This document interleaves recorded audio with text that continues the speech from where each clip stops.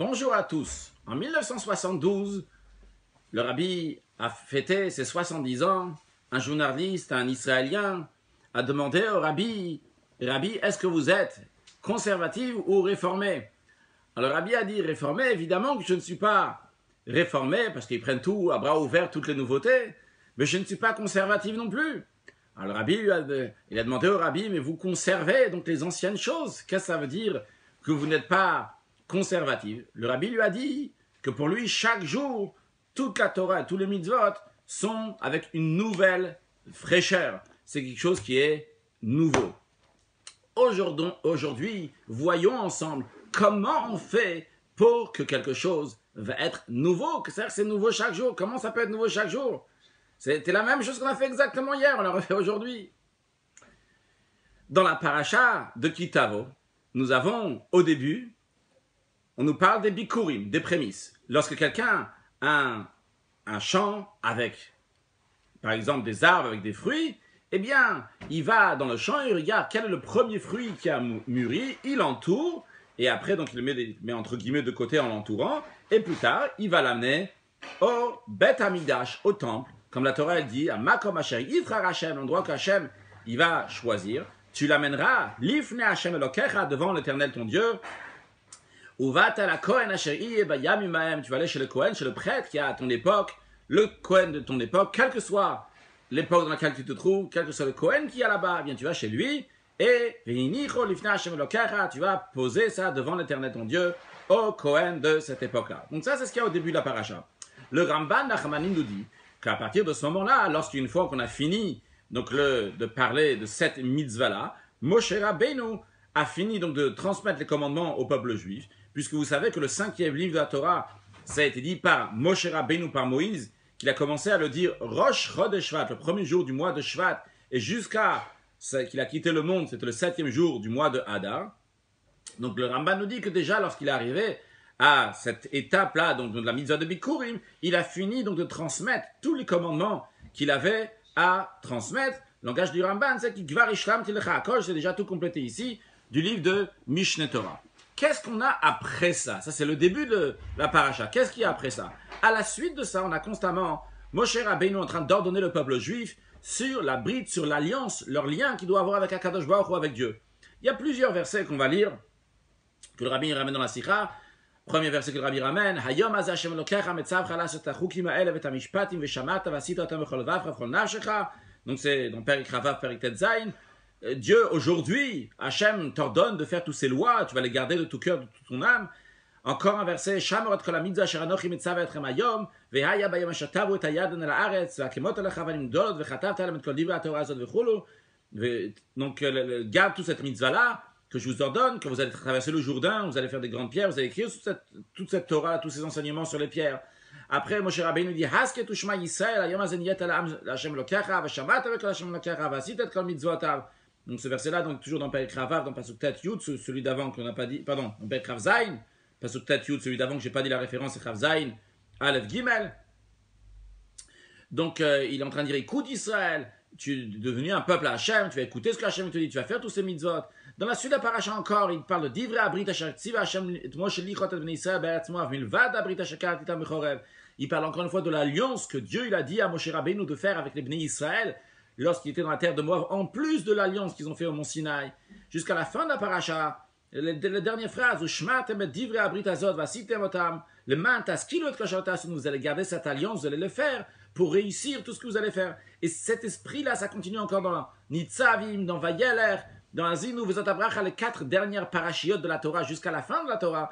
On parle de l'alliance, qui parle de manière générale de toute Torah mitzvot qu'il faut faire pour s'attacher à Dieu. Ok.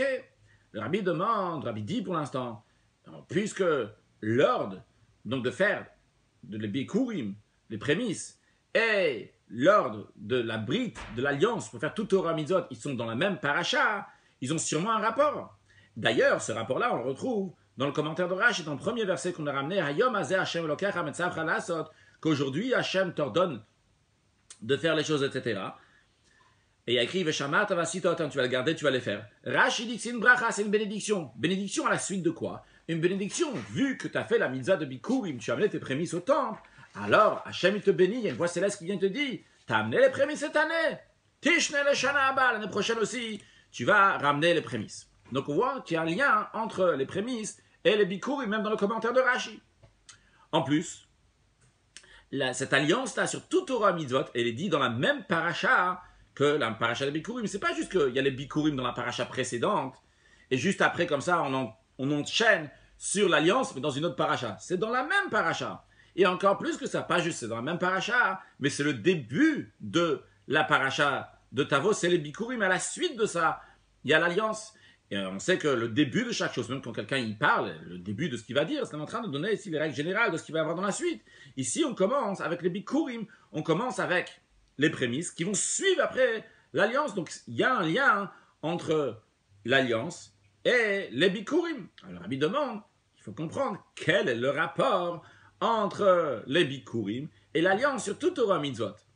A priori, c'est même pas du tout la même chose entre l'alliance de tout Torah Mitzvot et les bikurim. Pourquoi? Parce que bikurim, c'est un commandement. Contrairement à l'alliance sur tout Torah Mitzvot, c'est tous les commandements qui sont ici. Ici, j'ai qu'un seul commandement.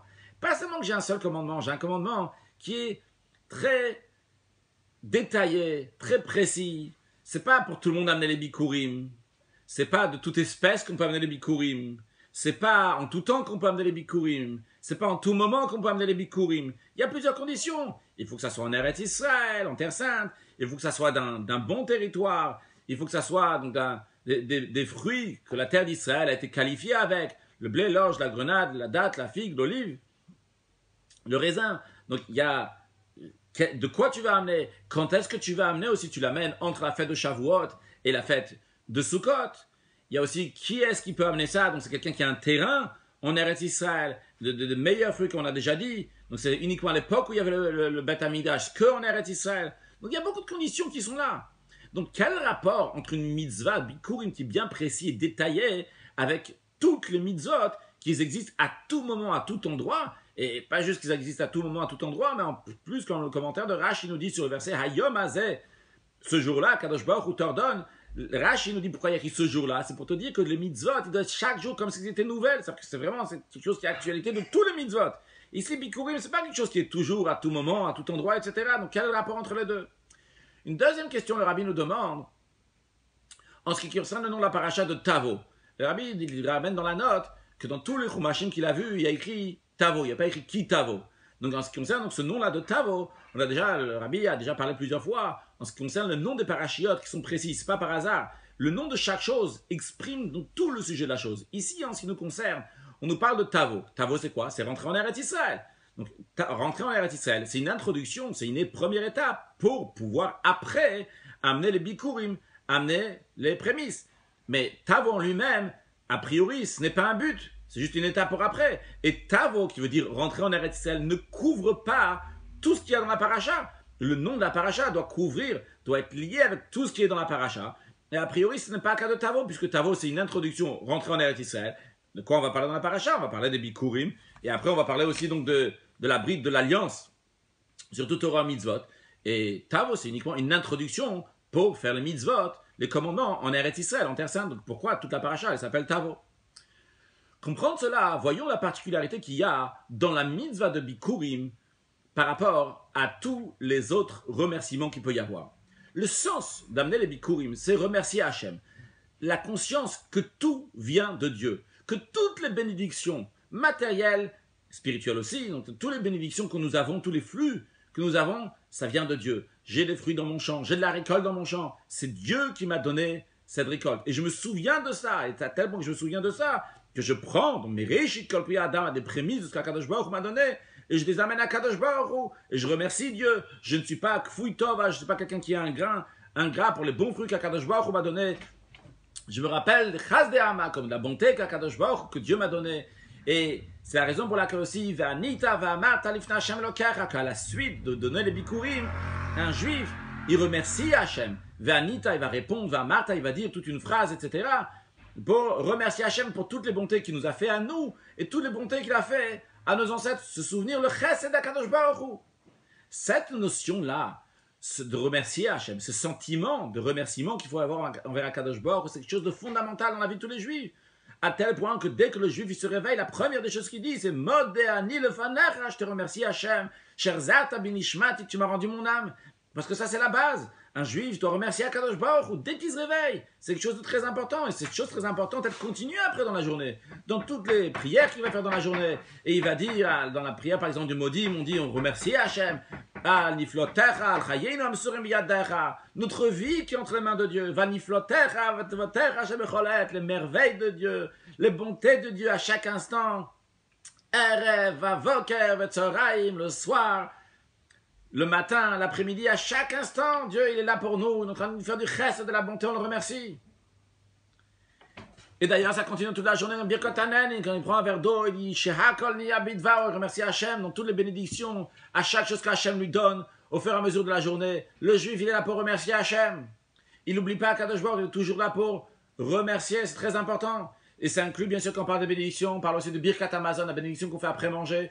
Une bénédiction importante, c'est la Torah qui dit que lorsque tu as mangé, tu t'es rassasié, tu dois bénir Hachem, tu dois faire ce Birkat Hamazon. Dans le Birkat, on dit Azan et Haolam kulo betuvo becheinu bechesed verachamim, que Dieu il nourrit toutes les créatures par sa grâce, par sa bonté, par miséricorde. Remercie Hachem constamment. Et d'ailleurs, c'est pas quelque chose qui est spécialement pour les Juifs. Même les nations du monde qui ont la émouna, qui ont la foi, qui ont la connaissance, ils réalisent que c'est Hachem, que c'est lui qui crée le monde et c'est lui qui dirige le monde. Eux aussi, ils ont cette notion-là de remercier Akadosh Baruch Hu, ce qui est tout à fait normal. Et particulièrement, d'après ce que le Baal Shem Tov dit, et c'est développé par le Admour Azaken, fondateur de la Chassidut Rabat dans le Tanya, dans Shara Yichud Va'emunah, on conseille à tout le monde d'étudier le Tanya. Il explique longuement comment Hachem, il crée le monde à chaque instant. C'est-à-dire que ce n'est pas juste que Dieu il a créé le monde il y a longtemps et qu'aujourd'hui le monde continue. Dieu il crée le monde à chaque instant. C'est un chesed bilti mugbal. C'est une bonté de Dieu qui est infinie, qui ne s'arrête pas. Alors le fait d'être conscient de cela, ça mène à l'être humain une conscience de savoir que lui aussi de son côté, son remerciement à Kadosh Baruch Hu ne va pas juste un remerciement général, c'est un remerciement qui est lié avec chaque instant, tout ce qui est autour de lui. Il dépend de la remerciement d'Akadosh Baruch Hu à chaque instant. Et de la bonté d'Akadosh Baruch Hu à chaque instant. Le Rabbi ne dit pas ici dans la Sikha que ce que j'ai dit oralement, qu'il faut remercier Dieu à chaque instant, mais ça me semble évident, mais en tous les cas, ce n'est pas juste pour le texte de la Sikha. Le Rabbi dit, ça influence, il a une plus grande conscience, que lui, tout ce qui est autour de lui, dépend constamment de la bonté d'Akadosh Baruch Hu. Donc sûrement, ce que le Rabbi veut dire qu'en conséquence de cela, il remercie aussi à chaque instant, ça c'est basé sur ce qu'on a dit juste avant, qu'à chaque instant, chaque jour, le juif remercie Akadosh Baruch Hu. Dans la mitzvah de Bikurim, il y a quelque chose de plus. C'est aussi un remerciement à Akadosh Baruch Hu, mais c'est une expression qui est beaucoup plus profonde. Ici, le juif, il n'est pas en train de remercier Akadosh Baruch Hu juste par la parole, de me dire, Hachem, j'ai un sentiment de remerciement. Merci mon Dieu! Mais, tachis concrètement, il n'y a pas un engagement concret. Ici, dans le Bikurim, le juif, il amasse une action, il exprime un bon remerciement. Avec du concret, il amène les bikurim, il prend Bereshit Kopiyadama, il prend du meilleur de sa terre. Il amène au Bet Hamikdash, Tavi Bet Hashem Elokecha, et il le pose devant Hashem Elokecha, il le met devant Kadosh Baruch Hu de manière que ça reste là-bas chez Kadosh Baruch Hu, ça reste chez Dieu. Et ça exprime comment la Hashem Haaretzum Loa, comment de la terre et tout ce qu'il y a dans la terre s'appartient à Kadosh Baruch Hu. Un juif ne se contente pas juste que dans la conscience, le savoir que tout appartient à Hachem, que tout vient de Dieu. Il montre concrètement que même après qu'il les a reçus, ils appartiennent encore à Dieu. Que ce soit ses fruits, que ce soit tous ses biens, ils appartiennent encore à Dieu. La Hachem Haaretzum Loa, tout appartient à Dieu. Et c'est pour ça qu'il prend du meilleur et il amène Hachem. Et ça reste chez Dieu. Et ça, le fait qu'un juif, il amène les bikurim devant Hachem, ça transcende tellement cette personne-là, chacun qui amène les bikurim, qui va encore plus être conscient, il va ressentir encore plus comment tout appartient à Hachem. Pourquoi? Parce que par les bikurim, ça s'exprime sa conscience, pas juste que en belle théorie, il a pris tous les livres, waouh, tout appartient à Dieu, vraiment, c'est vrai. Non, mais dans l'action, c'est-à-dire que ça transcendait sa pensée, ses paroles, jusqu'à ses actions. Pas seulement quand Birkat Hamazon, c'est beau, c'est bien, et c'est important, c'est obligé même de faire Birkat Hamazon, remercier Hachem par la parole pour le bien qu'il nous a donné, le manger qu'il nous a donné. C'est venu même dans son action. C'est venu dans son action, ça c'est venu dans tout son corps, dans tout ce qu'on appelle dans la chassidoute les vêtements, la pensée, la parole et l'action. Et à tel point que tellement ça le prend, qu'après, lorsqu'il va ouvrir sa bouche pour remercier Hachem, Vanita va Martha, il va remercier Hachem. Comment Vanita va Martha? Comment il le dit? Rashi nous dit, c'est Bekol Ram ou Besimcha, il le dit à voix haute, avec joie, pas comme ça. Il le fait comme ça pour être quitte. Ça a transcendé, il le dit à voix haute, avec joie, il est entièrement pris par ce remerciement à Hachem. Bien, ce qu'on a vu, c'est le remerciement à Dieu de manière générale, et particulièrement en ce qui concerne les bikurim, qui a encore plus, c'est pas juste dans la pensée, parole, mais c'est en plus même dans l'action. Dans la suite de la Sira, en première étape, le Rabbi va nous expliquer le sens de bikurim qu'on vient d'expliquer maintenant, mais dans le sens profond, comment ça se réfère au juif lui-même qui est bikurim. Et basé sur ça, le Rabbi va donner une première réponse sur la première question, quel rapport entre bikurim et la brite, l'alliance sur tout Torah mitzvot.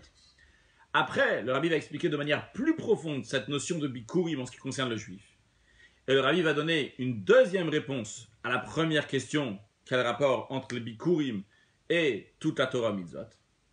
Et suite à ça, le Rabbi répondra aussi à la deuxième question, pourquoi toute la paracha elle s'appelle Tavor. Et après, on aura aussi comment c'est lié avec le mois de Elul et les enseignements. Alors, qu'est-ce que ça représente spirituellement cette notion de bikurim? Qui sont les bikurim dans le monde? C'est le peuple juif. On le retrouve ça dans plusieurs versets de prophètes. Le Rabbi leur ramène deux ici. Le premier qui est bikura, biteina, bereshita, ra'iti avotechem, comme une figue dans ses prémices au début, dont j'ai vu vos ancêtres. Ou bien un deuxième verset, Kodesh Israël, Hashem Rishit Wato, que le peuple juif est saint. Dieu, c'est le début de la récolte de Dieu. C'est-à-dire que de la même manière que les bikurim, c'est le début de la récolte, le Rishit Pri à Adama, de la même manière aussi, le peuple juif est le Réchit, le début du monde. Qu'est-ce que ça veut dire le début du monde?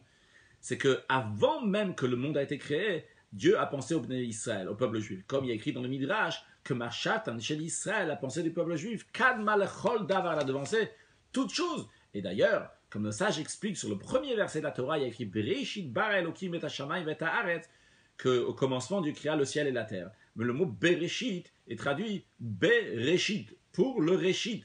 Pour le peuple juif qui est appelé Réchit Tuato, le début de la récolte de Dieu, c'est pour eux que Dieu il a créé le monde. Attention, le Rabbi nous dit, c'est pas le peuple juif. Tu aurais pu penser, bon, le monde a été créé pour le peuple juif, donc c'est pour les âmes juives lorsqu'ils sont dans le ciel, entre guillemets, ils sont encore à un niveau très très haut, même si on va dire ici sur terre, mais c'est le peuple en général. Non, le Rabbi nous dit, c'est pour chacun individuellement. Chacun doit dire.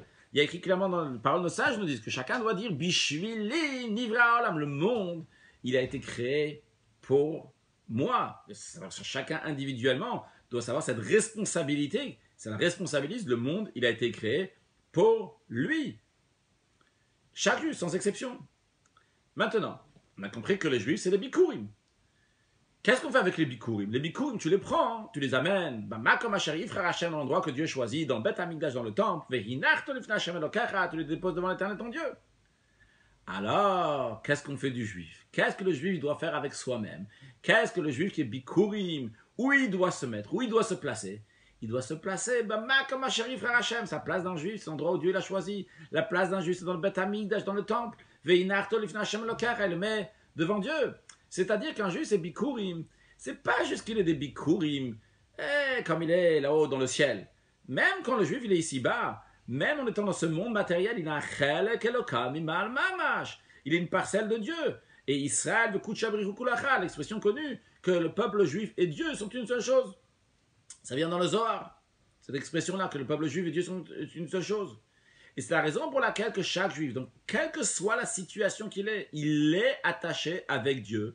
Et vu qu'il est attaché à Dieu, il doit se trouver l'ifnei Hashem Elokecha, devant l'Éternel ton Dieu, pas juste de manière cachée, de manière dévoilée, il doit se trouver l'ifnei Hashem Elokecha, devant l'Éternel ton Dieu. Qu'est-ce que ça veut dire l'ifnei Hashem Elokecha? Oui, on a compris la traduction, devant l'Éternel ton Dieu. Alors l'ifnei, ça veut dire devant, mais il y a aussi le sens profond de l'ifnei. L'ifnei, ça veut dire dans la pnimiout, dans la partie intérieure de Havaï Elokecha, de l'Éternel ton Dieu. Qu'est-ce que ça veut dire de se trouver dans la partie intérieure de l'Éternel ton Dieu?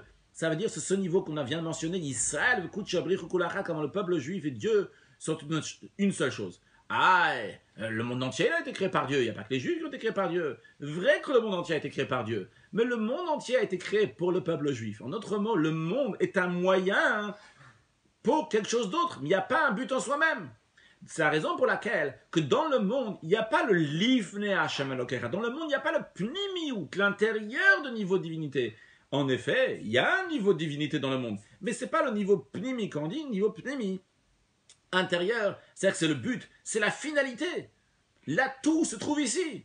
Et ce Lifne, cette Pnimiout, se trouve uniquement dans quelque chose qui a été créé pas en tant que moyen pour quelque chose d'autre, mais dans quelque chose. Ça, c'est le but. C'est le but pourquoi j'ai fait ça, c'est ma pnimiout. Le but, c'est l'intérieur, c'est la raison essentielle pourquoi j'ai fait les choses. Et pourquoi Hachem a créé le monde? C'est pour le Bnei Israël. Donc eux, le peuple juif, nous, le peuple juif, on est l'ivne Hachem Elokecha. On est dans la pnimiout de Hachem Elokecha. Et d'ailleurs, quand on dit l'ivne Havaye Elokecha, Havaye, c'est quoi Havaye? C'est Yud Kevavke, c'est le tétragramme qui fait référence au fait que Dieu, il est Mehave, que Dieu fait exister le monde.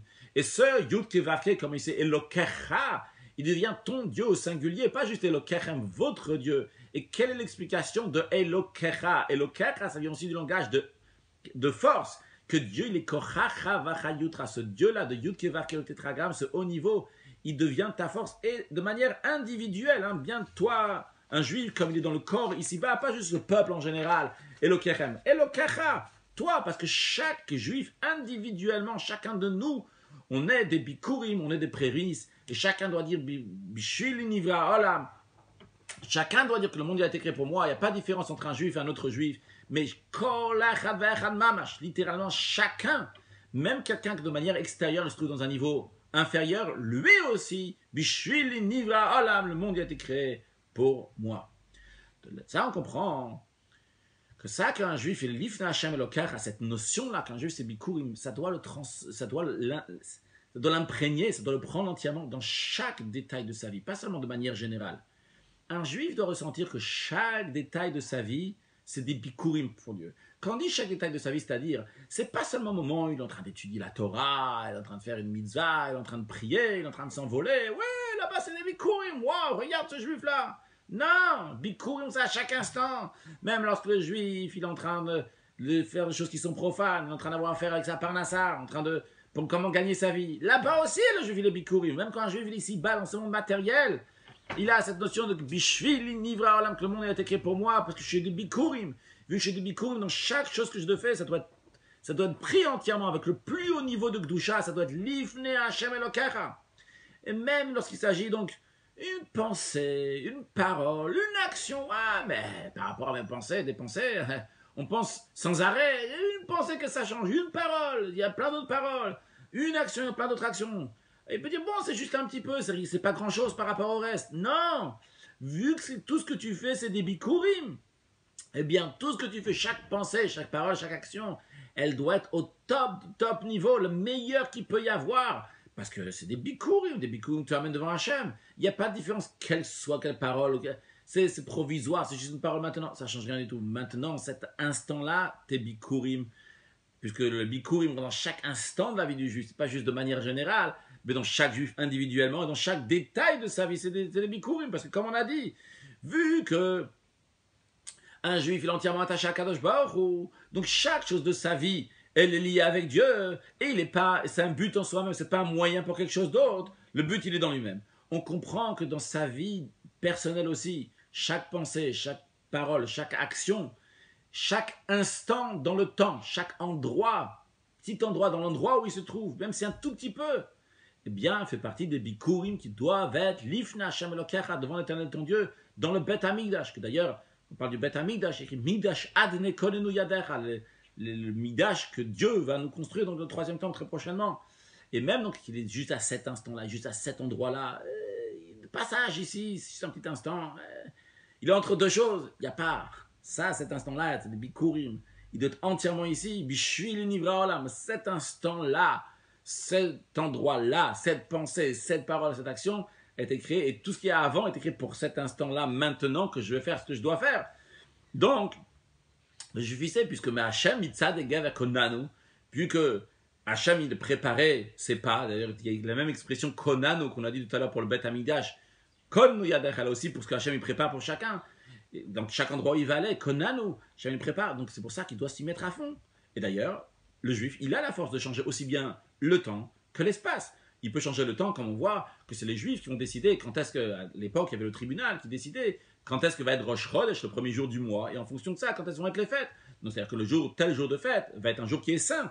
Le Juif, il a cette force-là. De même, lorsqu'il s'agit d'un endroit, un Juif va construire un Beth Knesset, une synagogue dans un certain endroit, bien par cela, cet endroit-là va devenir un endroit qui est saint. Donc, il a la possibilité de changer le temps et l'espace. Donc ça, on a compris c'est quoi Bikurim, un Juif c'est Bikurim, mais en quoi ça engage le Juif, le fait qu'il s'aide des Bikurim. Basé sur ça, on va comprendre la particularité de remerciement qu'il y a dans les Bikurim par rapport à tout le reste. C'est quoi le sens profond de Bikurim? Ça représente qu'un Juif, même quand le Juif se trouve ici-bas dans le monde matériel, il est encore attaché à Kadosh Baruch Hu, il est encore l'Ifnei Hashem Elokecha. Et ça s'exprime dans le concret de Bikurim. Bikurim, ça veut dire quoi? C'est pas juste que, bon, en théorie, dans ma pensée, dans ma parole, je vais remercier Akadosh Baruch Hu. Il va même dans le concret, dans l'action. Il prend des fruits matériels et ils amènent l'Ifnei Hashem Elokecha devant Dieu. Et ça reste chez Hashem Elokecha. Et ça rentre, ça transcende, ça s'imprègne totalement dans la pensée, dans la parole, l'action des Juifs, à tel point que c'est lui, Vanita Martha, c'est lui qui va venir et parler devant Hachem. Même si c'est un petit enfant, et le Kohen c'est quelqu'un avec une barbe blanche, il y a plein de grands barbes blanches qui sont autour là-bas, eh bien c'est ce petit enfant, c'est un bikurim, eh bien c'est lui qui va amener, c'est une expression quand on dit un petit enfant, c'est-à-dire que c'est lui finalement que lui il va remercier Akadosh Baruch Hu, c'est lui qui va remercier Dieu, et tout le monde est là pour l'écouter, et si on peut s'exprimer de telle manière, même Dieu il est là pour l'écouter, et à tel point, c'est une union qui est si forte avec Dieu dans les bikurim, tellement qu'il est imprégné de faire la volonté de Dieu, de remercier Dieu, d'exprimer que lui-même c'est un bikurim. Il est le début du monde, il est attaché, il salve, écoute, shabrich ou kulachad. À tel point que c'est même pas un remerciement comme un Ivra et un Boré. Il y a un créateur, il y a une créature, et la créature vient remercier le créateur. Mais finalement, ils sont deux choses, encore plus que ça dans les bikurim.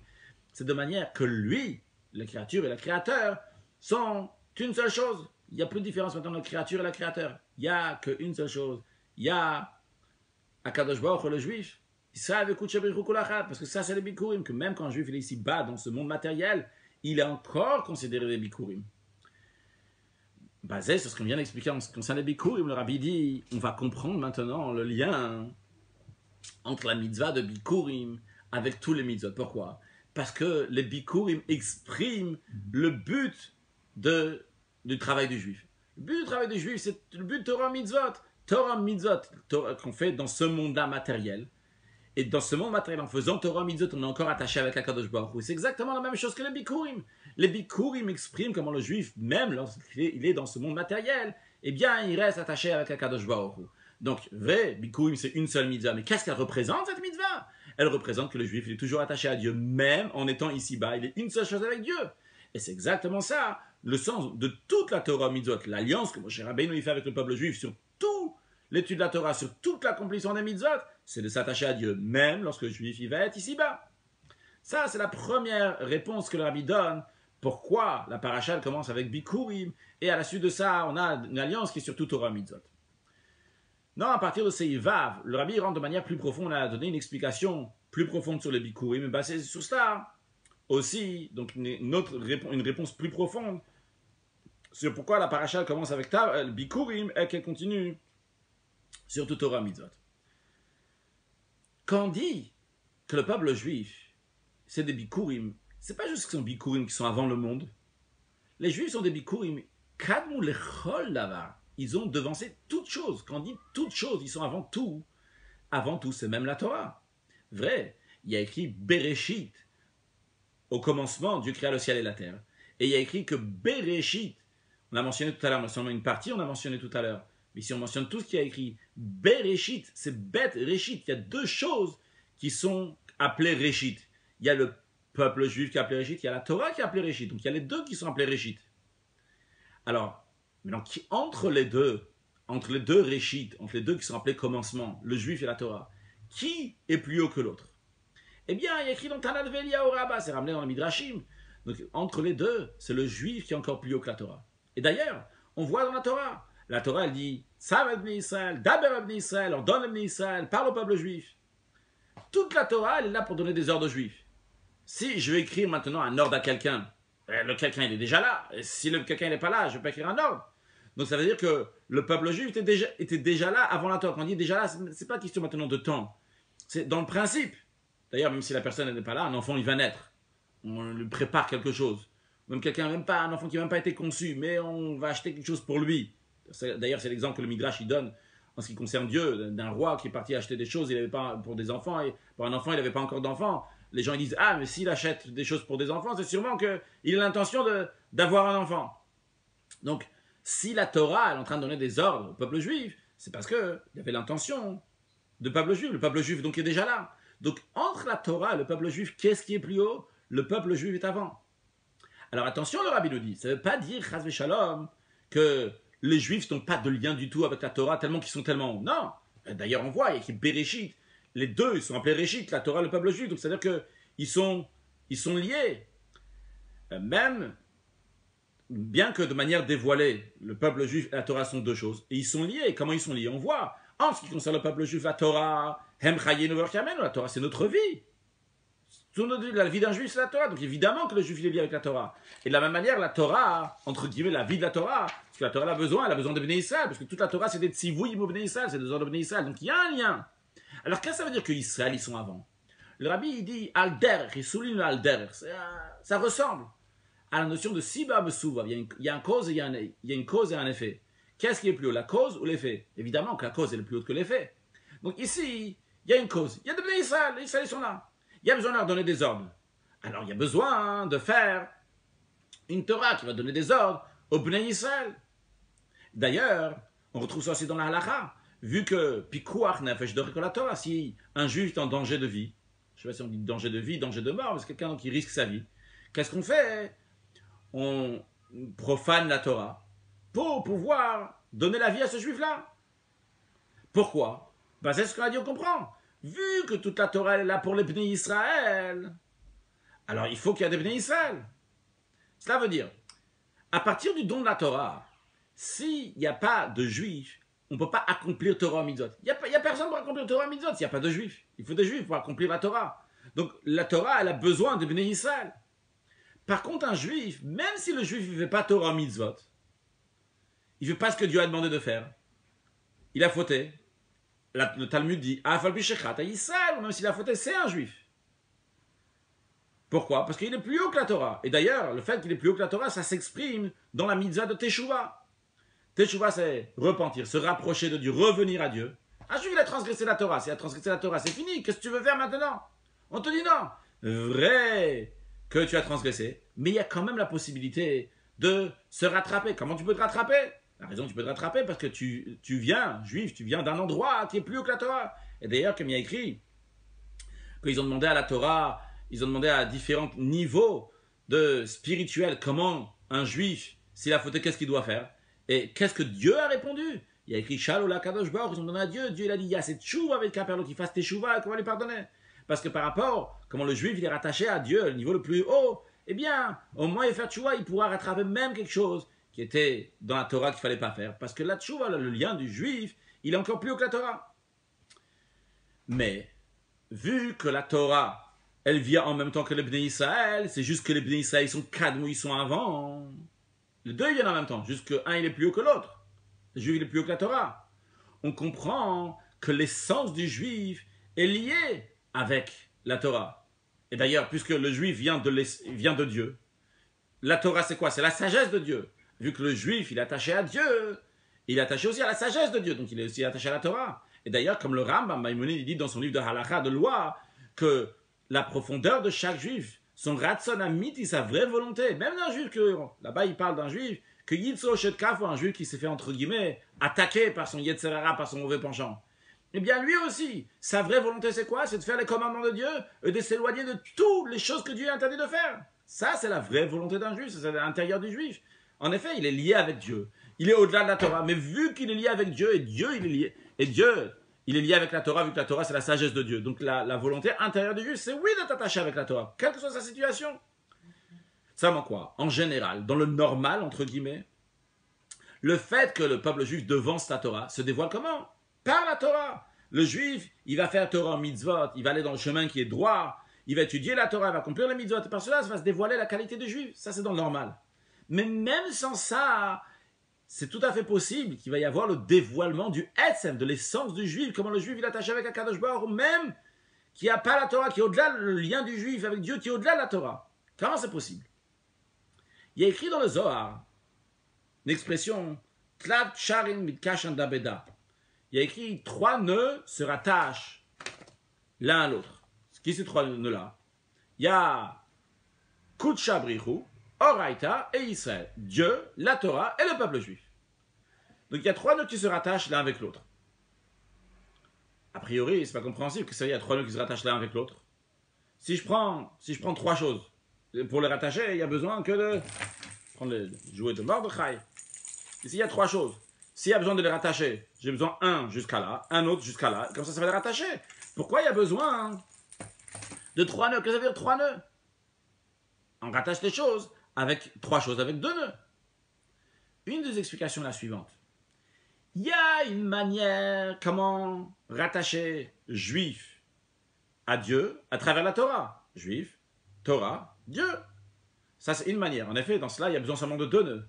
Mais il y a une manière que c'est le juif qui est au-delà de la Torah, que le juif il a déjà son lien avec Dieu. Au contraire, c'est le juif qui rattache la Torah avec Dieu. Et c'est la raison pour laquelle il y a 3 nœuds.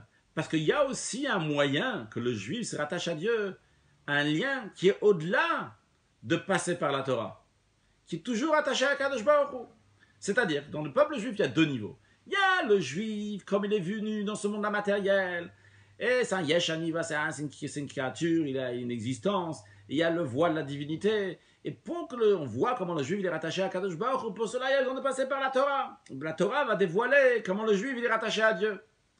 Mais il y a un niveau dans lequel se dévoile l'essence du juif, comme Israël, que Dieu et la Torah sont une seule chose, et comme il est au-delà même de la Torah, et il a la force juive donc de faire un chidouche dans la Torah, faire une nouveauté dans la Torah, c'est lui qui va rattacher la Torah avec Akadosh Baruch Hu.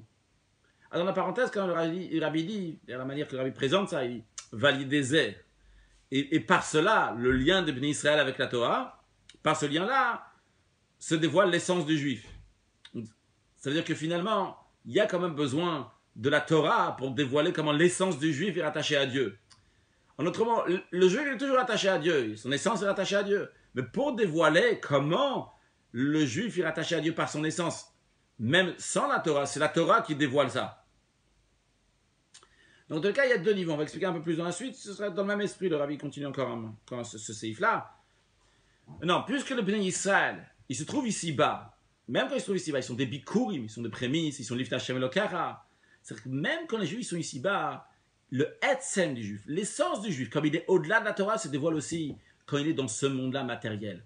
C'est-à-dire qu'on aurait pu penser que le etzem du juif, l'essence du juif, comme il est rattaché à Dieu, c'est uniquement lorsque le juif n'est pas dans ce monde-là, peut-être.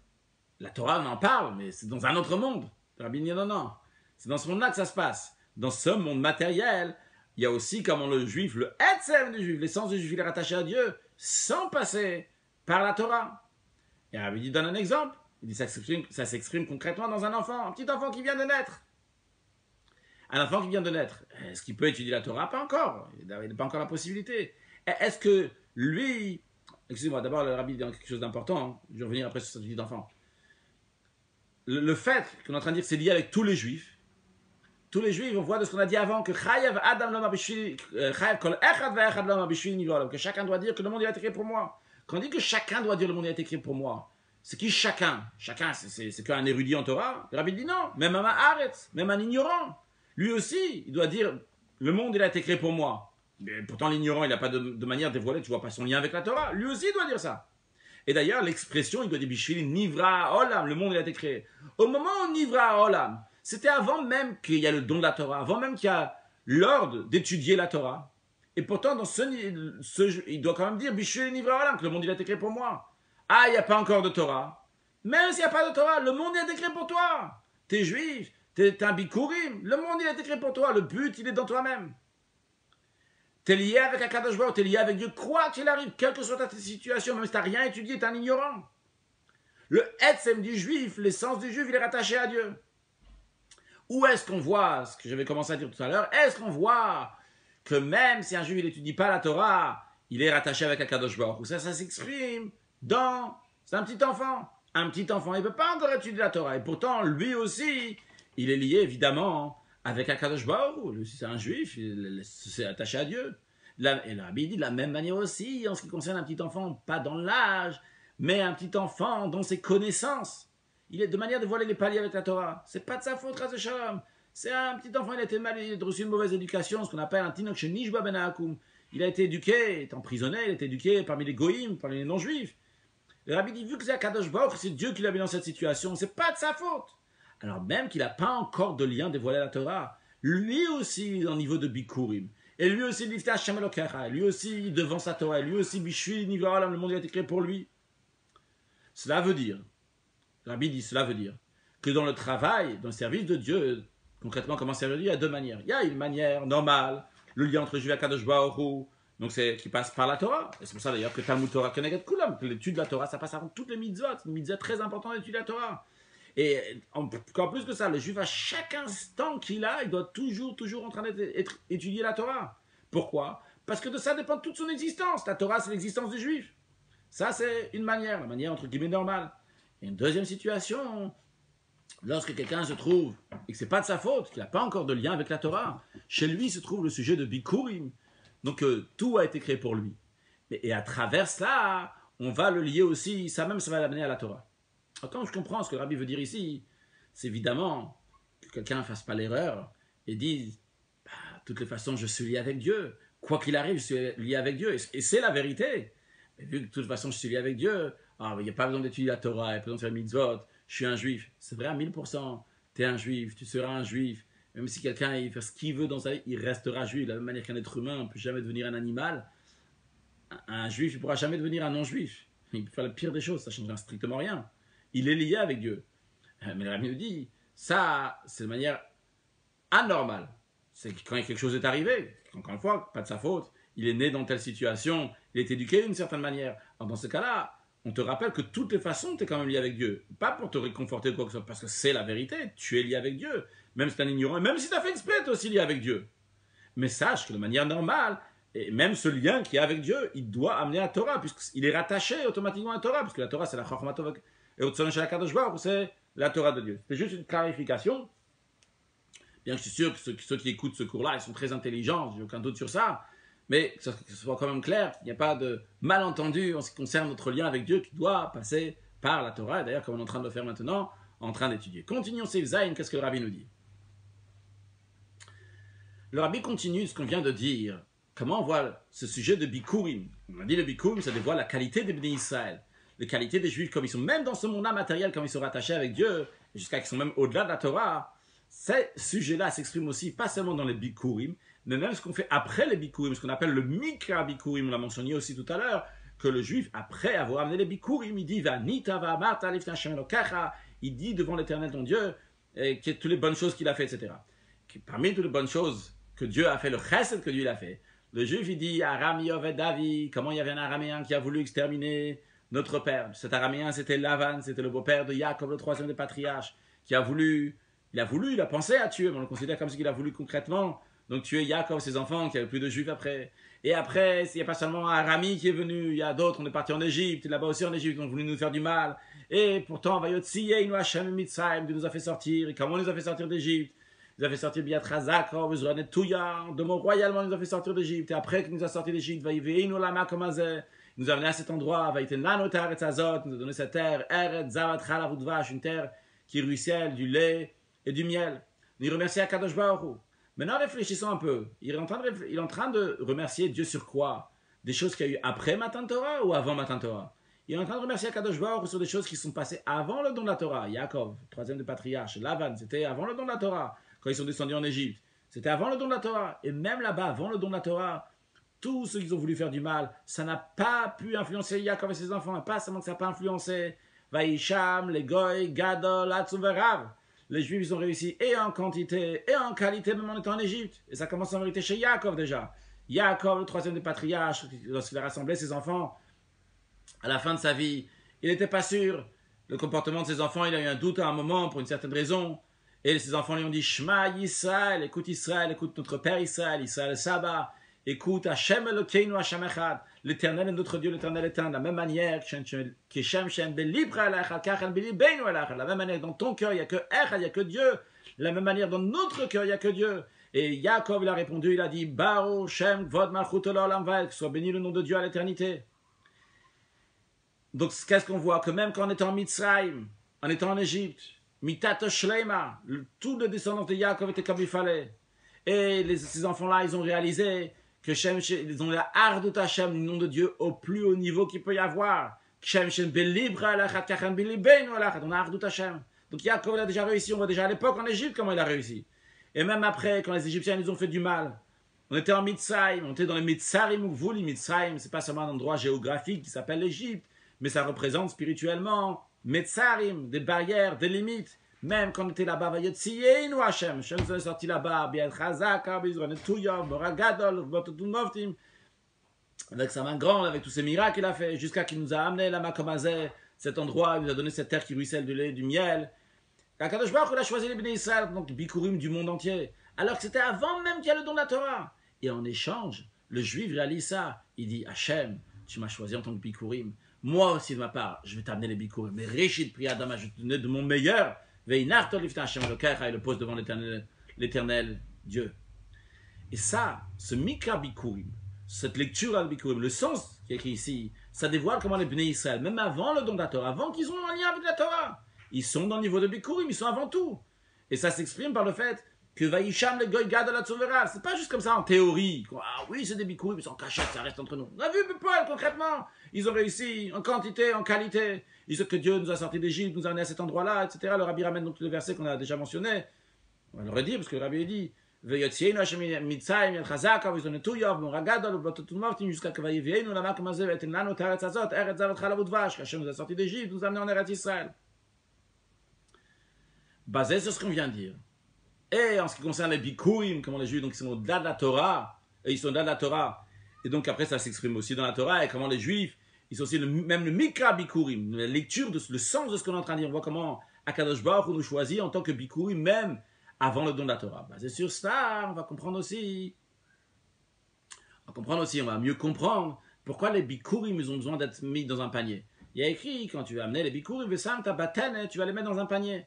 Et la halakha, elle est que quand on amène les bikurim, il faut les amener dans un panier. Il y a différentes catégories de paniers. Si on amène dans des paniers qui sont en or, en argent, comme le font les riches, eh bien, à ce moment-là, donc, ils laissent les bikurim, les prémices, donc les fruits, ils les laissent au Kohen, au prêtre, et après, ils reprennent le plateau. Ou bien, comme c'est quand on amène des paniers qui sont en osier, ou bien des matières qui sont simples, donc de végétales, à ce moment-là, donc, ça reste, le panier, il reste aussi avec les bikurim. Donc, qu'est-ce qu'on voit? On voit que les bikurim, ils ont besoin d'être mis dans un panier.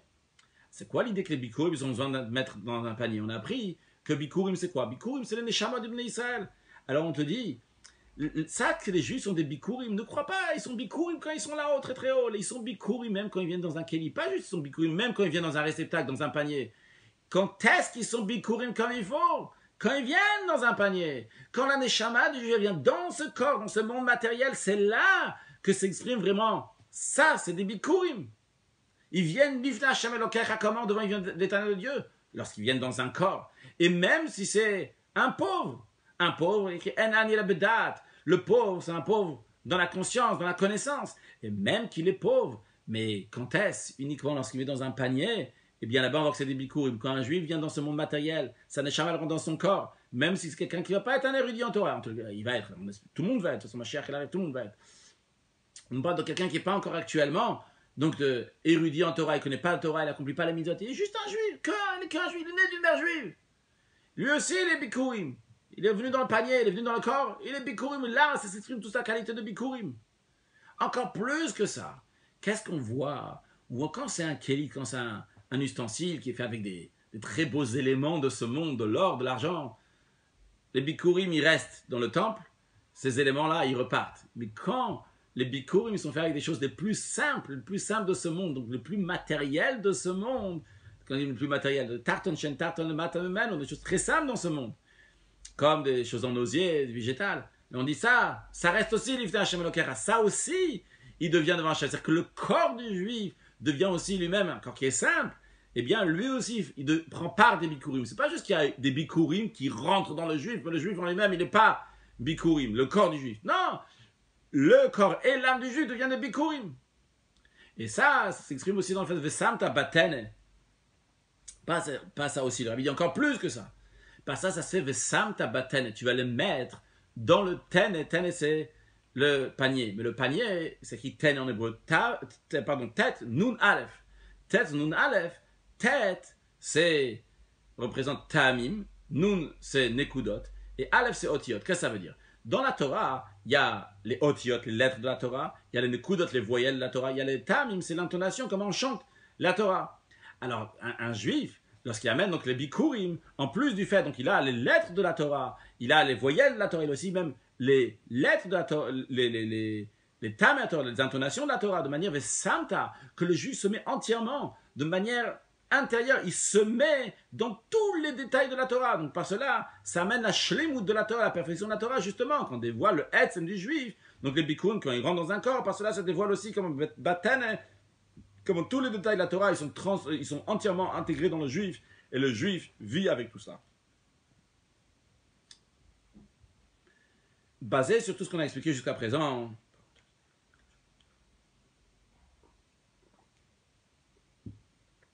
le rabbi va nous expliquer maintenant une deuxième réponse. Pourquoi la paracha elle commence avec Bikurim, après elle parle de tout Torah Mitzvot. Vrai, on a déjà donné une réponse tout à l'heure. La réponse de tout à l'heure était que dans les Bikurim, on voit comment un juif ici-bas, il exprime comment tout appartient à Dieu. Donc c'est la même notion de tout Torah Mitzvot qu'un juif exprime à travers Torah Mitzvot, comment il est attaché à Dieu, même en étant dans un corps ici-bas. Mais ce qu'on a expliqué jusqu'à présent, la réponse précédente, c'était qu'à travers Torah Mitzvot, par cela, le juif il se rattache à Dieu. Et donc c'est quand les Bikurim. Ici, le rabbi nous dit beaucoup plus haut que ça. On a vu maintenant, dans tout ce qu'on a expliqué à partir de Seivav, de manière plus profonde, que le juif c'est des Bikurim qui est au-delà de Torah. Vu que le Bikurim c'est au-delà de Torah, alors ce qu'on est en train de nous dire ici, ça prend une autre forme, une manière qui est beaucoup plus profonde. On est en train de nous dire ici Bikurim. C'est quoi Bikurim? C'est les juifs en eux-mêmes. Les juifs comme ils sont au-delà de la Torah. Et le juif c'est lui la base, la source après la Torah. Parce qu'on a dit que c'est comme Siba, Mesouva, il y a la cause, et il y a l'effet. Il y a la cause c'est le juif, et l'effet donc c'est vers la Torah. Donc le juif il est au-delà de tout, même au-delà de la Torah.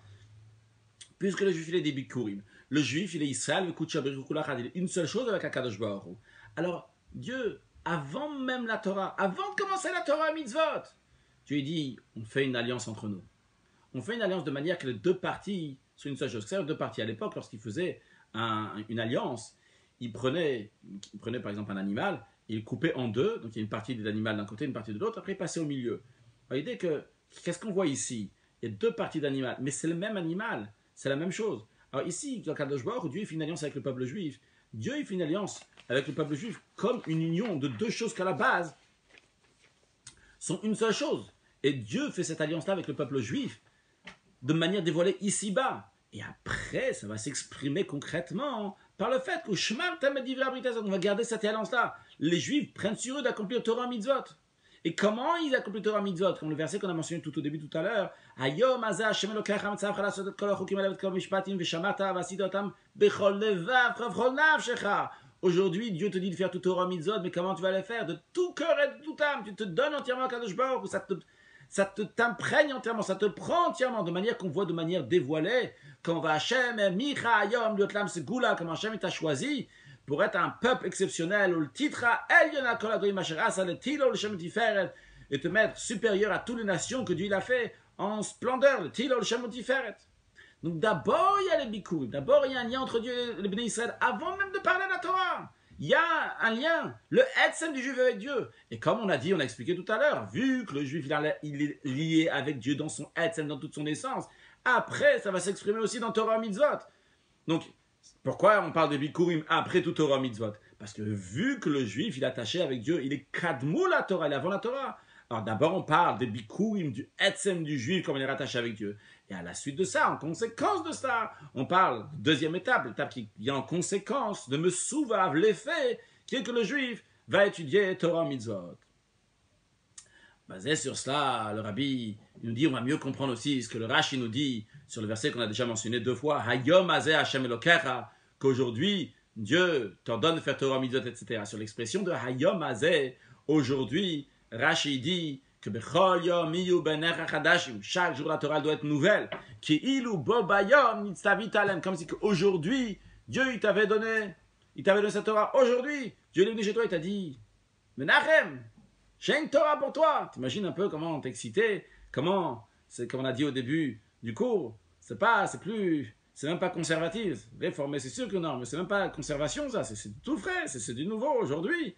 Mais ça, Hayam, Bobayan, Hachem il t'ordonne ça aujourd'hui. Ah comment?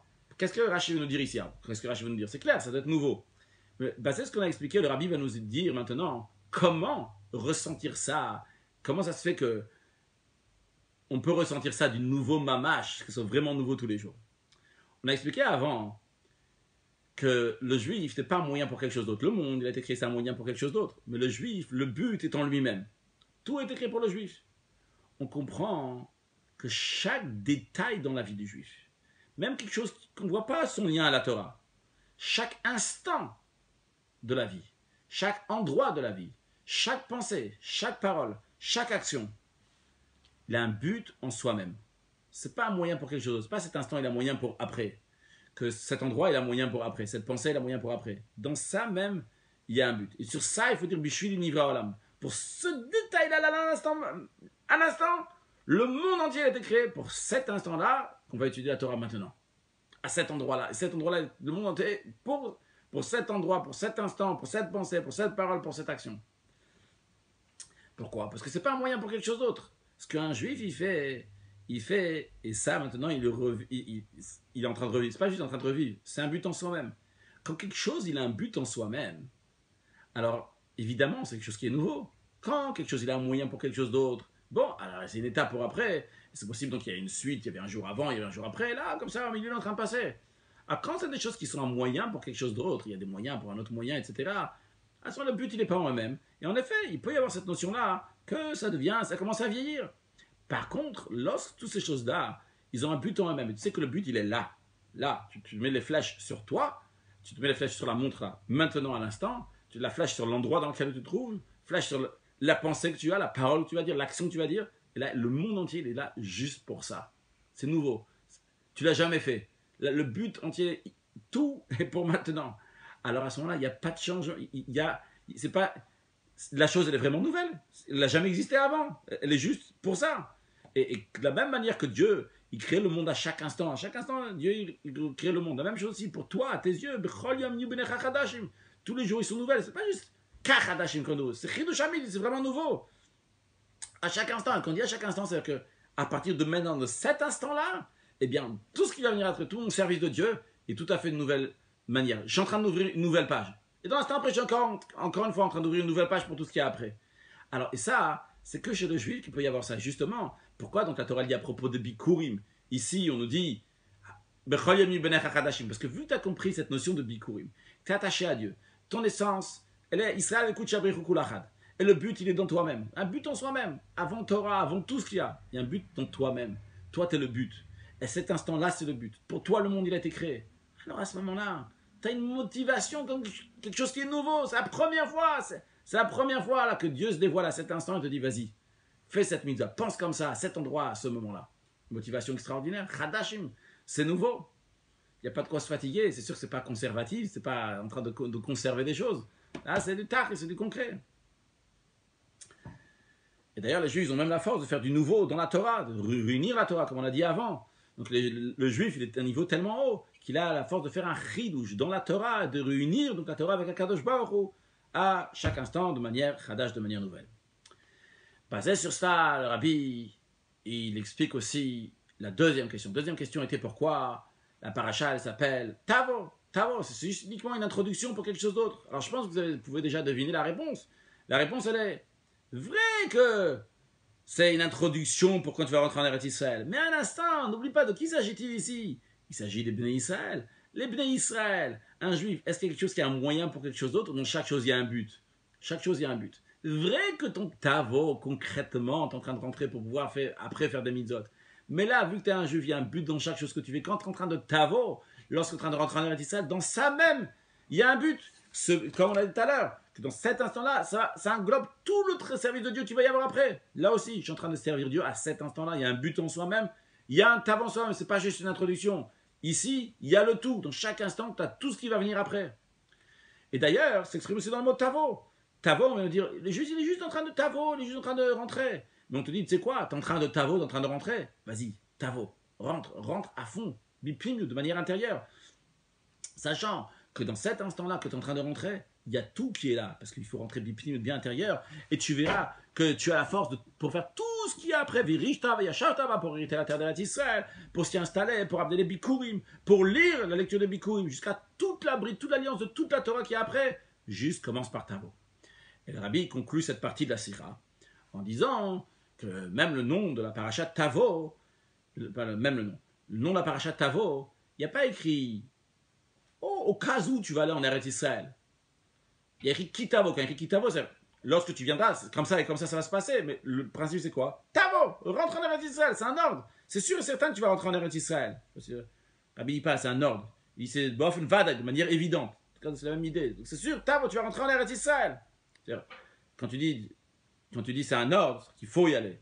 Ici, on n'est pas en train de dire une histoire, on n'est pas en train de dire un ordre, on est en train de dire ça va se passer comme ça. Tavo, tu vas rentrer en Eretz Israël. Donc c'est sûr que tu vas venir, et c'est sûr que Virishta, Veyashavtaba, tu vas t'y installer, tu vas l'hériter, tu vas t'y installer. Et Vehaya Kitavo, l'expression de Vehaya, il y a écrit dans le Sifri que Vehaya c'est Miyat, c'est tout de suite. Donc tout de suite, le Rabbi dit que tout de suite on rentre, on va accomplir la mitzvah de Bikurim en Eretz Israël. Ça c'est la première partie de la Sikha, comme le Rabbi nous a expliqué, de manière extraordinaire. Qui sommes-nous? On est vraiment tout en haut de la montagne, Bikurim. On est Israël, beaucoup de Shobri Chukulachal, comme on est juifs, à Kadosh Baruch sont une seule chose. Et la motivation qu'on doit avoir, la nouveauté à chaque chose qu'on fait, savoir où est notre place, à chaque instant, à chaque moment, etc. Le Rabbi continue sur cet esprit-là en liant les choses avec le mois de Elul. On est dans le mois de Elul. Le mois de Elul, c'est un mois dans lequel on fait un bilan. On fait un bilan pour l'année passée. On fait un bilan aussi, surtout, pour préparer aussi l'année à venir. Le mois de Elul, un de ses initiales, c'est Ani le Dodi Vedodili. Je suis à mon bien-aimé et mon bien-aimé est à moi. C'est un moment dans lequel chaque juif ressent comment il est proche de Dieu. L'amour de Dieu envers le juif, l'amour du juif envers Dieu. Et comme ça s'exprime aussi dans le mot Dodi. Dodi, ça veut dire mon bien-aimé. Et comme d'ailleurs l'Admour Azaken, fondateur de la Chassidut Chabad, donne l'exemple de Masha de Meler Bassade, comme un roi quand il est dans les champs.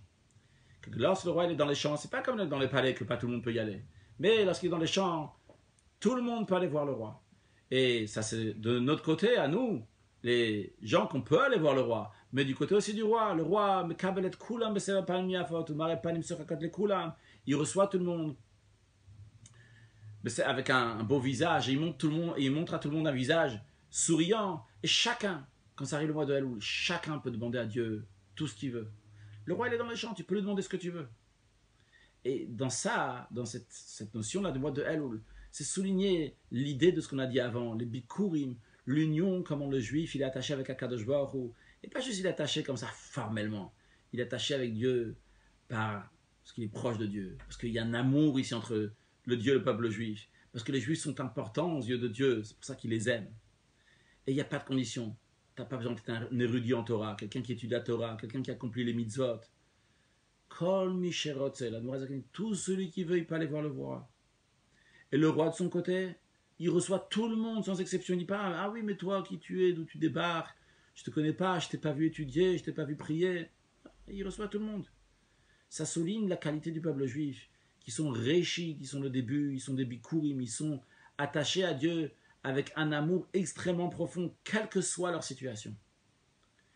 Et ça s'exprime aussi dans le verset qu'on dit Ani les dodi vedodili. Ani, c'est le pas du juif, c'est lui qui commence. C'est tellement qu'il est important, il est fort, c'est Ani, c'est seulement lui. Mais celui-là, le Ani les dodi, il va amener après vedodili. Il va ramener un retour que Kadosh Baruch Hu va revenir, le bien-aimé, va revenir vers le peuple juif. Le lien de Dieu avec le juif, comme le roi Salomon dit, Kamaim apanim et apanim ken leva adam et adam. De la même manière que quand on met le visage sur l'eau, et à part cela, il y a le même visage qui se reflète, la même chose aussi, nous aussi. Nous, on fait un éveil. Ani le dodi, bien ça amène après le retour de Vedodili, d'Akadosh Baruch Hu. Il y a le lève à Adam, il y a le cœur de l'être humain ici, lève à Adam après le cœur de l'être humain, entre guillemets, donc de Dieu, qui revient vers l'être humain. Comment le juif il peut faire une telle chose, avoir la force de ramener Akadosh Baruch Hu le cœur de Dieu vers lui? Bien, la raison elle est simple, c'est ce qu'on a expliqué avant. Ça exprime la force, le fait qu'il peut, c'est parce que c'est des bikurim. Et il est devant Hachem, et il salve Kutchabri Kulachad.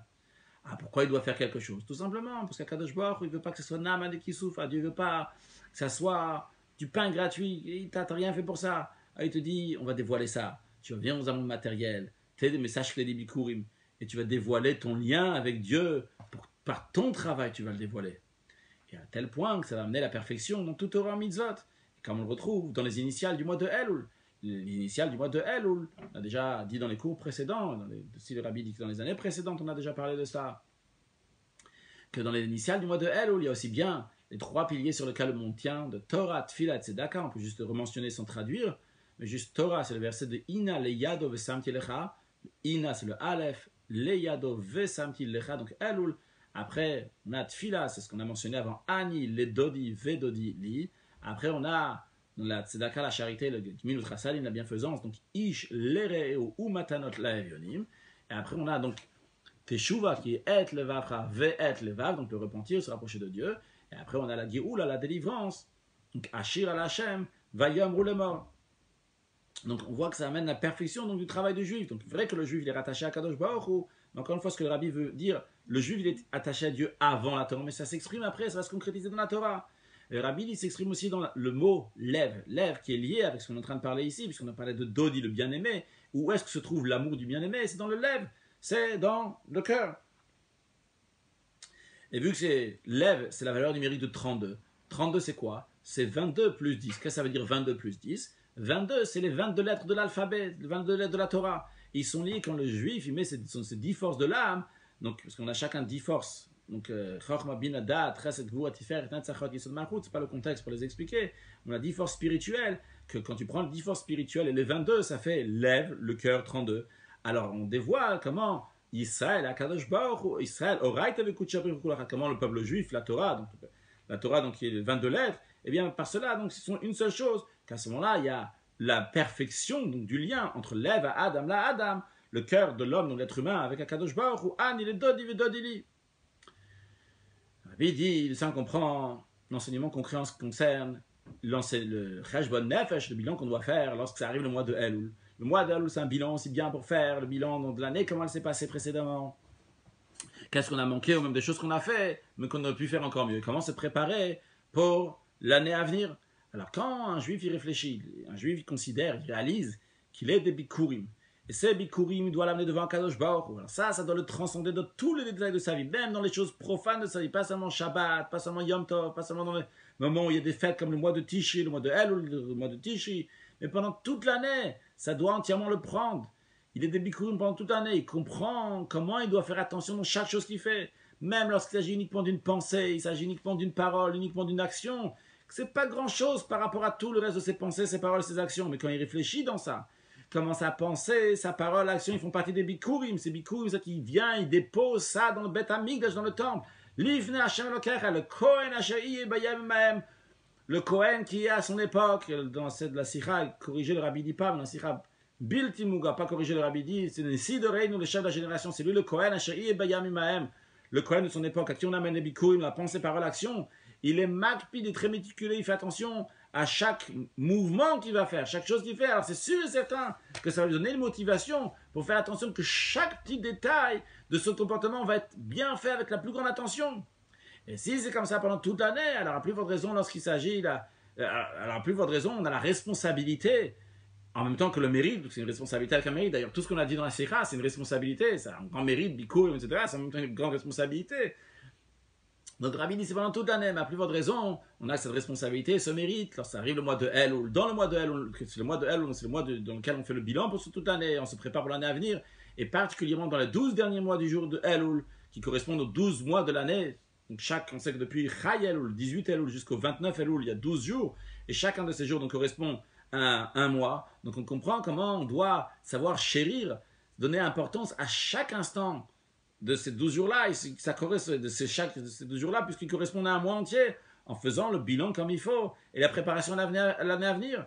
Et la Rabbi dit en plus qu'on est dans un mois particulier, mais aussi dans une année particulière, parce qu'on a l'année de Shnat Hei Tavshinun Aleph en 1991, c'était Hei Tavshinun Aleph, qui veut dire Hayot Shnat Arenu Niflot, une année dans laquelle on va faire des merveilles. Et le Rabbi dit on passe maintenant, on se prépare à l'année Tavshinun Bet, Tei Shnat Niflot Bakol, c'est les initiales que le Rabbi a fixées, que ça va être une année dans laquelle il y aura des merveilles bakol dans tous les domaines.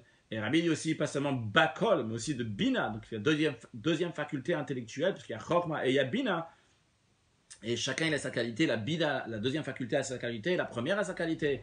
Et cette année, donc, que Rabbi a dit la sikha, c'est shtant niflot aren, ou le fait de voir, il s'est expliqué dans le chassidut que le fait de voir, c'est lié avec chokma.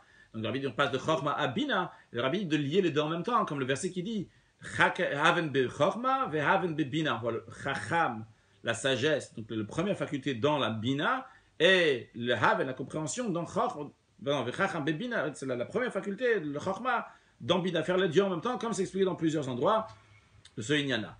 Le Rabbi dit en plus de travail que chacun de nous doit faire personnellement, chacun doit aussi s'occuper d'influencer sur d'autres juifs qui sont autour de lui, qu'eux aussi vont faire le travail du mois de Elul comme il faut, et particulièrement lorsqu'on est dans les périodes des slichot, et donc tout le monde sait ce que c'est les confessions, donc on fait particulièrement dans la fin du mois de Elul, pas avec sa confession, mais regardez des slichot, et à plus forte raison lorsqu'il s'agit, et à plus forte raison lorsqu'il arrive le mois de Tishi. Et le Rabbi dit encore essentiellement, éveiller encore une fois, parce que le Rabbi a déjà mentionné avant, de s'occuper que tous les nécessiteux vont avoir tous les besoins de la fête, donc ce qu'ils ont besoin pour déjà avant Rosh Hashanah, parce qu'à propos de Rosh Hashanah, il y a écrit manger des choses grasses, buvez des choses qui sont douces, envoyer des mets à ceux qui n'ont pas préparé, qui n'ont pas. Et le Rabbi dit, de la même manière qu'il faut leur donner aux nécessiteux ce qu'il faut avant Rosh Hashanah, pour Rosh Hashanah, de la même manière aussi dans les jours qu'il y a chez Bentaim, qui est entre aujourd'hui et Rosh Hashanah, et pendant tout le mois de Tishri, donc s'occuper donc des nécessiteux. Rabbi dit, tout ce qu'on a dit, c'est, il y a encore un enseignement en ce qui concerne la Géoula, la délivrance. Que la Géoula, la délivrance, elle doit venir, tekef ou miyad mamash, elle doit venir tout de suite. Pourquoi elle doit venir tout de suite? Parce que d'après tous les signes, elle doit venir tout de suite. Le Rabbi dit, la perfection de Tavol Haaretz, de rentrer en Eretz Israël, et accomplir la mitzvah de Bikurim, donc littéralement, pas seulement sur le plan spirituel comme on l'a expliqué aujourd'hui, quand est-ce qu'on va la faire? Ça va être dans le Géoula Mitzvah Shlema, lorsque Mashiach va venir.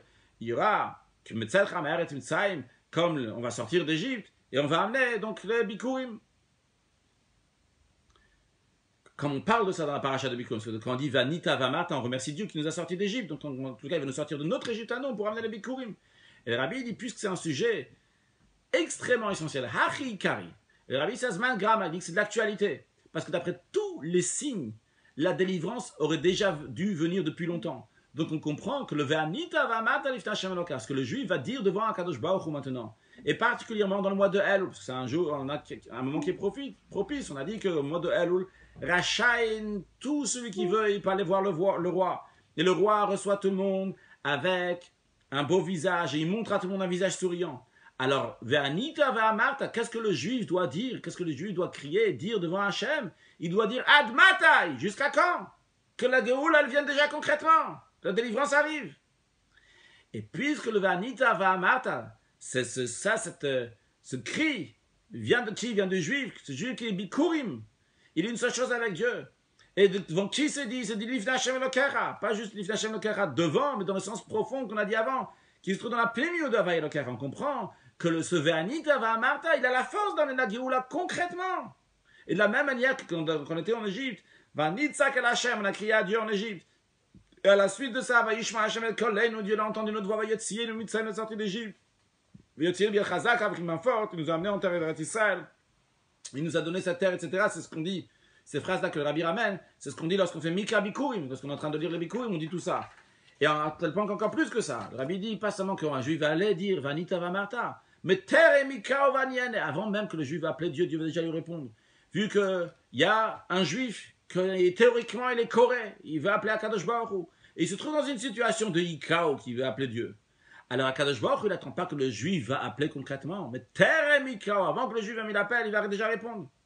Ah, et a priori, c'est connu ce que les rabbis de Chabad ont dit, et ça a été imprimé et diffusé, que c'est pas par notre volonté qu'on est parti en exil, et c'est pas par notre volonté qu'on va sortir de l'exil, c'est uniquement par la volonté de Dieu. Ah, alors comment on dit que nous, maintenant, on va venir demander à Dieu, on veut sortir de l'exil? Le rabbi dit, qu'est-ce que ça veut dire que c'est pas par notre volonté? C'est quand notre volonté elle est séparée de la volonté de Dieu. Il y a moi, il y a la volonté de Dieu. Donc il y a la volonté de Dieu et il y a ma volonté, on est deux choses différentes. Alors à ce moment-là, le juif, quand le juif il est dans des choses qui sont facultatives, dans des choses du monde, pas facultatives, le rabbi pas facultatives, des choses matérielles, dans des choses du monde, À ce moment-là, eh bien, il y a ma volonté, il y a ta volonté. Mais lorsque le juif il est chal avec Akadosh Baruch, il dit une seule chose avec Dieu. Comme on a dit, on a parlé de toute la sikha, c'est quoi? C'est Bikurim, particulièrement quand on est dans le mois de Elul, que Ani le Dodi Vedodili. Il a son cœur avec Dieu. Il n'a pas maintenant de volonté personnelle. C'est comme la Mishnah, elle dit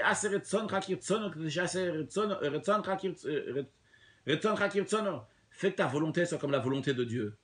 Qu'est-ce que ta volonté soit comme la volonté de Dieu? Il n'y a plus maintenant ta volonté, ma volonté. Il y a une seule volonté, la volonté du juif, c'est la volonté de Dieu. Alors à ce moment-là, quand la volonté du juif, c'est la volonté de Dieu, eh bien à ce moment-là, il a la force d'annuler l'exil et d'annuler la Géoula qui font Miyama. Parce que ça, c'est la volonté d'Akadosh Baruch aussi. Le Rabbi dit pas clairement dans le Sikha que c'est la volonté de Dieu. Donc il a la force en tous les cas d'annuler la galoute. Le sujet d'exil, le Rabbi dit, n'est pas du tout lié avec les Bnei Israël, parce que la place d'un juif, il est Samoucha Shulchanav, il est proche de la table de son père, Livne Hashem Elokecha, devant l'éternel ton Dieu, dans le Beth Hamikdash. Et ça que Dieu il a fait l'exil, c'est pour éveiller le travail du juif, qui va dévoiler encore plus comment il est Bikurim. Oui, c'est vrai, Dieu il a fait l'exil. C'est pas la place du juif. Bah, pourquoi Dieu il a fait ça? Pour que tu vas dévoiler comment tu es des Bikurim, comment tu es une seule chose avec Dieu, même quand tu es dans ce monde-là matériel. Et par cela, tu vas annuler l'exil, par tes forces à toi, et sortir toutes les bonnes choses qui se trouvent en exil, à tel point que tu vas prendre la Gola et tu vas faire une Géoula, tu vas amener le Aleph, dévoiler la Loufo Shelolam, le maître du monde dans la galoute. Donc l'idée de Tchouva qui vient par le fait qu'on est descendu en exil. Tchouva c'est quoi? C'est quand quelqu'un il a fauté, et par cela, il va remonter un niveau encore plus haut. Ah, et a priori, c'est Ertave Hashuv. Si tu dis on part en exil, vous fautez pour aller encore plus haut. C'est comme quelqu'un il dit je vais fauter, après je vais faire Tchouva. Et on ne le laisse pas, on ne lui donne pas, on lui tend pas la perche pour faire Tchouva à une telle personne. Rabbi dit, c'est pas nous. Akadosh Baruch nous a envoyés en exil. C'est pas par notre volonté. On a dit tout à l'heure qu'on est parti en exil. C'est bien, ça vient par le fait que Nora, Lila, Ben Adam, c'est des plans que Dieu il a décidé sur les êtres humains depuis Adam Arishon. Il a fait décider son plan. Pourquoi Dieu il a fait ça? Pour faire que les Bnei Israël vont arriver à un niveau encore plus haut. Donc, par le Ve'anita Ve'amarta, par le fait que le juif va venir chez Akadosh Baruch et il va crier, il va dire à Akadosh Baruch qu'il veut plus cette galoute. Admatai. Eh bien, le juif il a la force d'annuler ce voile qui a en exil et de faire entrer le Aleph, la Loufo Shelolam, le maître du monde, dans la Géoula Mitit Vashlema. Le Rabbi dit Veiratson, que Dieu fasse que par le Vanita Ve'amarta d'un juif, que le juif va crier, qu'un juif crie à Dieu, je t'en prie, aie pitié, sors déjà le Bnei Israël de l'exil et amène déjà la Géoula Mitit Vashlema de Meshiach Tzidkenu, la délivrance avec le Mashiach. Veiratson, que Dieu fasse, que ça va faire son effet, ça va amener la délivrance tout de suite. Tous les Bnei Israël, Tavo l'Aretz Asher Hashem Elokecha notenech hanacha v'irishta v'yashavta ba v'lakarta merishit kol pri adam, on va aller en Eretz Israël, on va amener les Bikurim, ve'anita v'amarta, et on fera aussi le Mikra Bikurim, chez Tekef u'miyamam, que ça soit tout de suite. Alors, le Chaim, dans cette sikha, le Rabbi est en train de nous dire ici, entre autres, basé sur l'histoire qu'on a commencé le cours, qui n'était pas dans la sikha, évidemment, là, puisque c'est la sikha de 1991 et l'histoire qu'on a racontée s'est passée en 1972. Mais les gens se demandent souvent comment en Chabad, ils ne sont pas fatigués encore. Ils ne sont pas fatigués. Encore une mitzvah, encore un nouveau projet, et encore et encore et encore. D'où ça vient? Mais quand tu apprends une sikha comme ça du Rabbi, quand tu réalises un peu, tu te cadres, tu sais qui tu es dans le monde, où tu es placé, qu'est-ce que tu dois faire? Tu es des bikurim. Tu es avec Akadosh Baruch, tu es une seule chose avec Dieu. Et pas juste une chose avec Dieu avant de venir dans le monde, même quand tu es dans le monde. Et comment le monde a été créé pour toi? C'est pas pour écraser qui que ce soit que Dieu en préserve. Quand on dit le monde a été créé pour toi, c'est tu as la responsabilité entre tes mains. D'ailleurs, chacun doit dire pour chacun le monde a été créé. Quand tu réalises que le monde a été créé pour toi, c'est pas juste pour te lancer des fleurs. Tu es en train de prendre ici une responsabilité. Tu réalises comment, là, je me lève ce matin, le monde a été créé pour moi. On attend beaucoup de choses. On attend dans ma pensée, dans ma parole, dans l'action, à cet instant-là, à cet endroit-là. Le Kohen Hashaï Bayam même, le Rabbi te regarde là, tu amènes tes bikurim. Veinar Tolifta Shamelokara, tu les amènes devant Dieu. Comment je dois me comporter? Oh là, je dois me comporter, j'ai une grande responsabilité, un grand mérite de faire les choses comme il faut. Je réalise aussi, comment ce que le Rabbi nous a expliqué, chaque jour c'est Khadashim, chaque jour c'est nouveau, oui. Quand est-ce que les gens ils se fatiguent? C'est répétitif, c'est toujours la même chose. On se fatigue. Mais quand tu réalises ça, c'est Khadashim Mamash, c'est de nouveau. C'est nouveau jour, c'est une nouvelle seconde, c'est un nouvel instant, c'est un nouvel endroit. Et tout a été créé juste pour cet instant-là. Eh bien, à ce moment-là, ta manière de voir les choses, ta manière de te motiver est tout à fait différente. Donc évidemment, que les Chabad ne sont pas fatigués quand tu étudies les sikhot du Rabbi, tu étudies la Chassidoute. Eh bien, à ce moment-là, tu as plein de force, tu as plein d'énergie pour te donner du moral. Pas juste pour donner du moral, parce qu'il veut se donner du moral. Parce que ça, c'est la vérité. Tu réalises qu'il y a un but, qu'il y a un contexte. et on fait ce que Dieu il veut, et comme ça on a le Mashiach que Dieu donne à chacun, chacune, une bonne et douce année à tout le monde, matériellement, spirituellement, la vie, la santé, la parnassa, les enfants, la joie, le bonheur, chacun a besoin, l'essentiel de tout, Mashiach, now, lechaim, lechaim.